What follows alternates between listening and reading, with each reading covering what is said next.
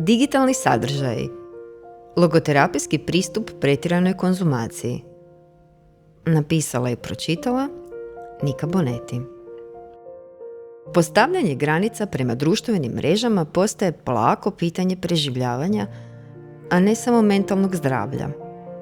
Ljudski mozak nije stvoren za stalni protok informacija, nego za stvarne odnose.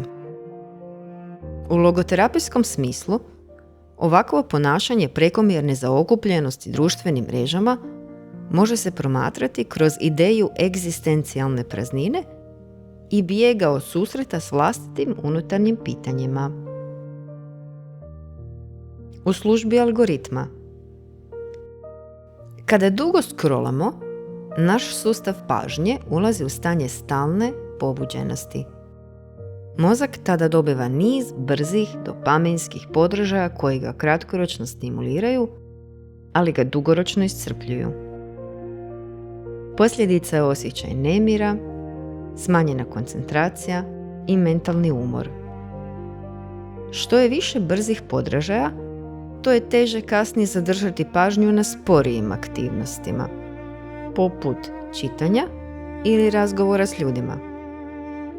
Kada stalno scrollamo, lakše nam je pobjeći od dosade, tuge ili unutarnjih pitanja. A čitanje, razmišljanje, introspekcija ili razgovor zahtijevaju sporiji ritam obrade informacija koji postaje teže održiv nakon dugotrajnog scrollanja. No upravo u takvim, sporijim i slobodnijim trenucima nastaje prostor za samorazumijevanje, refleksiju, osjećaje i smisleno razmišljanje. Ne radi se više samo o zaštiti pažnje, nego i o vraćanju prostora u kojem čovjek ponovno može čuti pitanja o smislu, odnosima, obitelji i vlastitim vrijednostima.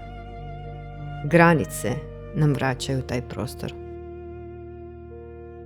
Kad scrollanje preuzme kontrolu. Što se događa kada kompulzivno prekomjerno konzumiramo digitalne sadržaje? Smanjuje se mogućnost koncentriranja.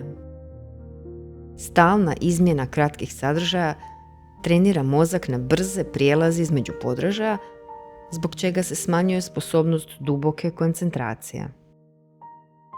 Postaje teže održati fokus na svakodnevne obveze. Mozak se navikava na kratke informacijske impulse, pa pažnja postaje fragmentirana. Javlja se trajni unutrašnji nemir. Brzi vizualni i emocionalni podražaji prekomjerno aktiviraju sustave nagrade i pobuđenosti u mozgu, što može povećati osjećaj unutrašnjeg nemira. Mentalni napor i kognitivni umor. Velika količina informacija u kratkom vremenu povećava mentalni napor i može dovesti do osjećaja iscrpljenosti i smanjene mentalne jasnoće, pa posljedično i do težeg usvajanja novih informacija, što otežava dugoročno pamćenje i razumijevanje. Smanjuje se prostor za refleksiju. Kontinuirana stimulacija ostavlja malo vremena za tišinu, introspekciju i emocionalnu obradu iskustava. Slabi sposobnost psihološke regulacije. Digitalni sadržaj može privremeno odvlačiti pažnju od neugodnih osjećaja, ali dugoročno smanjuje sposobnost suočavanja s njima. Granice prema digitalnom sadržaju zapravo štite naš živčani sustav od preopterećenja.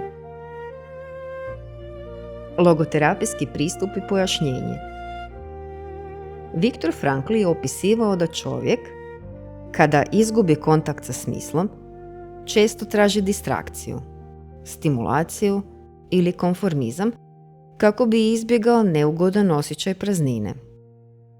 U suvremenom kontekstu, društvene mreže mogu postati upravo takav oblik stalne distrakcije. Zastanite i razmislite.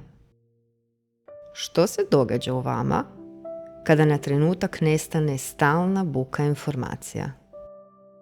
Koje pitanje o vlastitom životu pokušavate ne čuti?